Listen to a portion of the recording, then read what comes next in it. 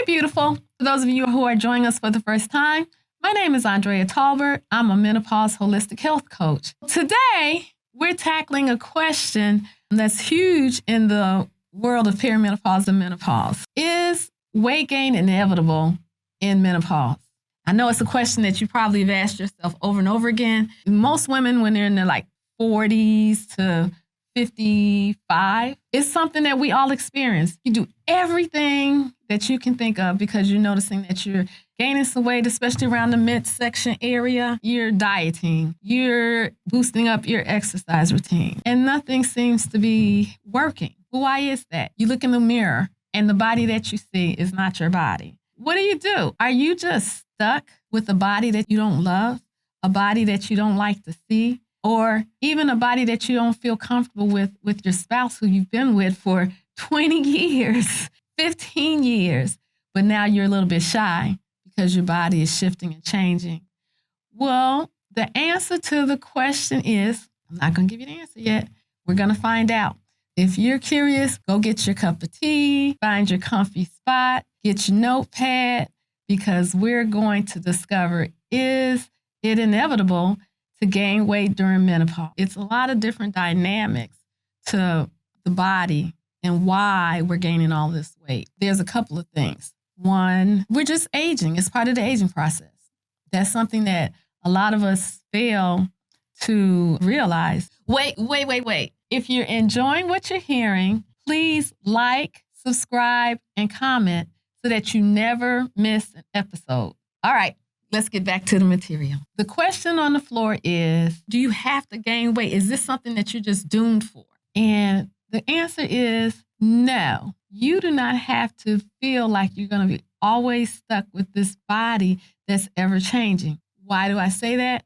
Because I've been there, you guys. The things I'm going to tell you, I wish that I knew what I know now, and my journey would have been a lot smoother. But because I didn't know, I was that girl who was upset and sad and looking in the mirror and not liking the body that she was in. I was that girl who was doing everything. When I tell you I was doing everything, I was doing everything. I was killing myself. But I learned a little bit at that time, it's not just one thing that you can do to stop weight gain. It's several pieces that you have to put together. And it's not a one fixed type of thing. Because listen to me. Are you listening? We are in a new phase of life. Just like when you started your menstrual cycle, you were beginning a new phase of life, which required some adjustment. Same thing with perimenopause and menopause. It requires some adjustment. So you can't just do a diet and expect for everything to go back to the way it was. You have to make some lifestyle changes. And don't worry, I'm going to tell you a few things that you can implement. Simple lifestyle behavioral changes that are sustainable, that's going to help you to get control of that weight gain and get your body back. Woo! I don't know about you, but getting my body back was real exciting. I was so happy. And I want you to be happy like that too. The first thing we've already touched upon is the aging process.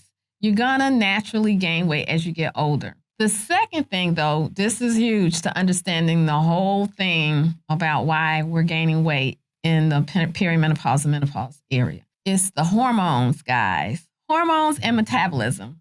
They're buddies, like peanut butter and jelly. Estrogen levels are tanking, which is now causing more fat storage. And then our metabolism is slowing. And so therefore, we're trying to live and do things the way we did when we were in our 20s and early 30s. And the body is not responding in the same way. Before, when we were younger, that fat would be burned. We had all this high energy. Now, with the decline in estrogen levels and with the metabolism continuing to slow, it's just sitting there. And so, i.e., one day you wake up and you get that fat belly storage around the waist that we don't want it. And that can be very dangerous because that's called visceral fat. And visceral fat leads to all types of comorbidities. So we need to get that under control. The other thing is our sleep is impaired. You don't feel like exercising and you're moody. And so, again, that causes weight gain. And then the other thing that's a factor in all of this is stress levels. Your stress is out of the roof. Everything's irritating you, and stress can cause weight gain and all kinds of health issues. So those components in itself are the reasons why we're experiencing all of these changes in our bodies with weight gain. So what do? Am I stuck here? Oh, no. If you listen to me today, you are not going to be stuck. And in fact, somebody might not ever know that you went through this process of gaining weight because you're going to get that weight gone. So one, lifestyle changes. We cannot eat the same way that we did before. I'm not saying that you can't enjoy food the way you have in the past, but I am saying that we need to make some changes. Changes in reference to the time of day that we eat, the snacking. You don't have to snack 3-5 times a day. The type of foods that we're eating. Are you eating a lot of processed foods? Your body is not going to like processed foods all the time, the stage that we're at. That's causing fat storage. And then the other thing is, I was so guilty of this, you guys. Our lives are so stressful. Jobs are stressful. Family life stressful. Everything's stressful. And I would find myself in the morning time, if I ate something for breakfast, it would be a muffin. And I thought that was a good breakfast. I was just putting sugar in my body. And all that was doing was spiking my blood sugar levels. When you spike your blood sugar levels, that is going to give peaks, and then you're going to tank. And when you tank, then you're going to get hungry again. And usually what you're craving is the salt or the sugar. It's just like this roller coaster all day. Peak, tank, peak, tank. And so that's causing a lot of the weight gain as well. So we have to change that. We also have to change not eating for a long period of time. I call that going and putting your body into starvation mode. When you put your body into starvation mode, then you're starting to store fat. And we don't want to do that. The next changes that you need to make is exercise. Some of you guys think exercise is a dirty word. It is not. Let me tell you, exercise can become your best friend. If you're low on energy, exercise is going to boost the energy. Exercise is going to help you to continue to build muscle so that you can maintain a strong posture. It's going to help you to continue to burn that fat, and it's going to help you to live a longer and happier life. So exercise is your best friend.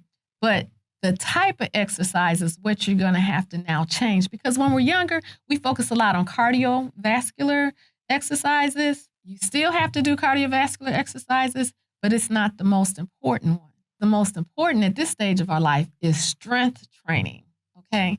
Get those weights, ladies. Strength training is going to help to continue to build lean muscle and burn the fat. And you want a higher percentage of lean muscle and less fat. So you're going to have to, figure out something that works for your lifestyle where you can get it in. And if you can get in 2 to 3 times a week of doing strength training, you're doing really good. And then just kind of put the cardio in there on, say, once or twice a week. Everybody doesn't like to exercise. So what you need to do is find something that is doable for you, but also do something that you like to do. Like I like to ride my bike. So that is strength training. Some people like to swim. There's water aerobics.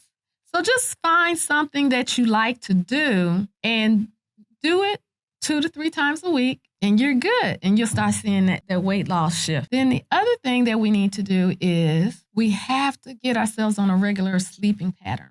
We have to get a regular sleep routine so that we can help our bodies to rejuvenate itself and to burn that excess fat. So that means that we have to have a cutoff time with eating, and then let our bodies go into a time period where it's restoring itself. And some people call it like a fasting time period, which is really healthy to do that fasting time period and then not eat again until you get up in the morning. If you incorporate some of these tips, you are going to see a change in your overall body. You're going to feel good in the body that you're in. You're going to like what you see. You're going to enjoy shopping again. And you're going to just not start focusing so much on the fact that you're in menopause and your life is over. But this could be the sexiest time of your life. Remember, I told you in episode 1, we're getting our sexy back, ladies.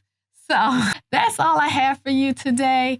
If you know somebody who can benefit from the information that we've shared today, please share this video with them. I look forward to being there for you and helping you with whatever you may need throughout this transition time period. I'm here to support you and share some of your stories. You guys are experiencing different things with weight loss. We're here to support one another. Go on my Instagram, DM me, and comment and share some of your stories. And we may share some of those stories here on the podcast.